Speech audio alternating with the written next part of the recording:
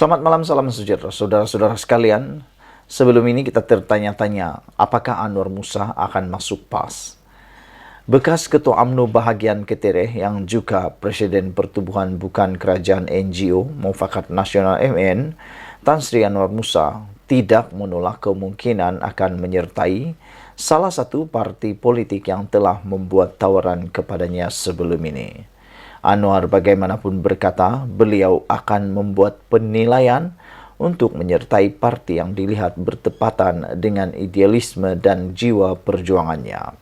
Menurutnya, buat masa ini, beliau mahu memberi tumpuan kepada pembentukan MN yang lebih stabil. Saya telah dijemput oleh 3 parti politik yang berbeza untuk menyertai mereka. Buat masa ini, saya tidak berpati, tetapi secara jujurnya, sebagai seorang yang berjiwa politik, tidak dinafikan kemungkinan saya akan menyertai salah satu parti politik yang sedia ada, kata beliau. Saya lebih berminat kepada parti yang menyatu padukan umat Islam dan sama sekali tidak menafikan hak-hak bukan Islam di negara ini. Selain itu, parti itu juga perlu mempertahankan kejujuran, tidak melakukan penyelewengan dan penyalahgunaan kuasa. Katanya ketika ditemui pemberita selepas menyampaikan sumbangan kepada mangsa banjir di Kampung Sri Kulim, Melur di sini hari ini. Anwar yang juga bekas ahli parlimen Ketere menegaskan MN bukan sebuah parti politik dan beliau tidak bercadang untuk menambahkan lagi bilangan parti politik yang sedia ada. Ada yang kata MN ini akan menjadi satu lagi parti politik. Jadi saya menegaskan kita tidak bercadang untuk menambah bilangan parti politik yang sedia ada. Ia akan menyebabkan perpecahan terutamanya dalam kalangan orang Melayu. Misi MN menggalakkan pemakatan dalam kalangan parti-parti politik dan bukan kita jadi satu lagi parti politik. Itu tidak jadi mufakat, itu bukan tujuan kita, ujarnya. Dalam perkembangan lain, Anwar berkata, setakat ini MN sudah menerima permohonan keahlian lebih 30.000 orang dan jumlah itu merupakan satu sambutan yang luar jangkaan. Tambahnya, MN akan meneruskan agenda program kebajikan dan membuka keahlian bersekutu kepada semua NGO untuk bersama-sama bekerja sama dalam program kebajikan termasuk misi kemanusiaan. Saudara-saudara sekalian, mohon kiranya Anda meninggalkan komen Anda tentang isu kali ini. Adakah Anwar Musa akan masuk PAS ataupun Anwar Musa akan masuk pula Pakatan Harapan? Jika itu yang berlaku, maka adakah ini akan bermanfaat kepada Pakatan Harapan?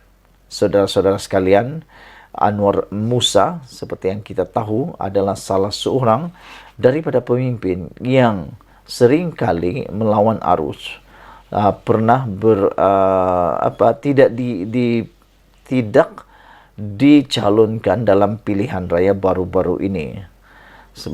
Dan juga dijangka Anwar Musa ini akan menyertai parti PAS. Pada pendapat kamu, patutkah Anwar Musa mengikuti parti PAS dan keluar daripada UMNO selepas beliau dipecat?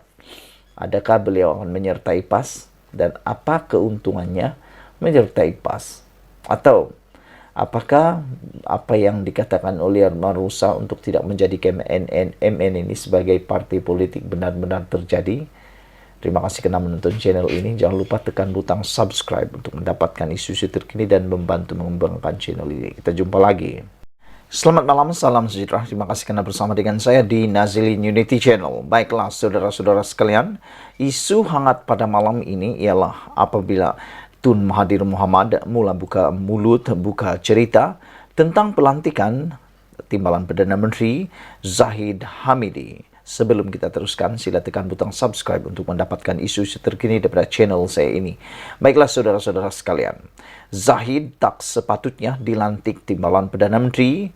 Hal ini kerana beri tekanan kepada institusi kehakiman, kata Tun Mahathir Mohamad. Pelantikan Datuk Seri Dr. Ahmad Zahid Hamidi sebagai Timbalan Perdana Menteri dilihat memberi tekanan kepada institusi kehakiman untuk menjalankan tugas secara adil dan tanpa gentar dalam kes mahkamah dihadapi Presiden UMNO itu. Tun Dr. Mahathir menegaskan Ahmad Zahid sepatutnya tidak diberikan sebarang jawatan dalam kerajaan kena berdepan 47 pertuduhan rasuah, pecah amanah dan pengubahan wang haram di mahkamah ketika ini. Bekas Perdana Menteri itu berpandangan pelantikan Ahmad Zahid sebagai individu kedua tertinggi dalam kerajaan akan mengganggu mahkamah yang mungkin terpaksa membuat keputusan memihak kepadanya. Sepatutnya pelantikan itu tidak dilakukan kerana dia sedang menghadapi tindakan mahkamah dan akan ada kemungkinan dia akan didapati bersalah dan dihukum. Oleh orang sebegini, tak sepatutnya diberi jawatan yang begitu tinggi kerana timbalan Perdana Menteri adalah orang yang akan ambil alih tugas Perdana Menteri jika sesuatu berlaku dan kita akan dapat seorang Perdana Menteri yang masih berdepan tuduhan mahkamah. Orang melihat oleh kerana timbalan Perdana Menteri, mahkamah tidak boleh mengambil tindakan terhadapnya. Ini akan mengganggu pihak mahkamah untuk membuat keputusan. Mungkin mereka akan dapat tekanan dan undang-undang mungkin diketepikan, kata Tun Mahathir Mohamad. Ini bermakna dalam negara kita tiada lagi kedaulatan undang-undang, pemerintahan yang mengutamakan kepentingan orang tertentu dan menyebabkan kerajaan tidak dihormati oleh rakyat, kata Tun Mahathir Mohamad dalam satu bual bicara bersama BHD Yayasan Kepimpinan Perdana di sini hari ini. Beliau berkata demikian ketika ditanya mengenai kesan pelantikan Ahmad Zahid yang masih dibicarakan di mahkamah sebagai timbalan Perdana Menteri dalam Kabinet Kerajaan Perpaduan Pimpinan Perdana Menteri Datuk Seri Anwar Ibrahim. Pada 24 Januari lalu, Mahkamah Tinggi memerintahkan Ahmad Zahid membela diri terhadap 47 pertuduhan rasuah, pecah amanah dan pengubahan wang haram dana Yayasan Akal Budi selepas pihak pendakwaan berjaya menimbulkan kes prima facie bagi semua tuduhan terbabit.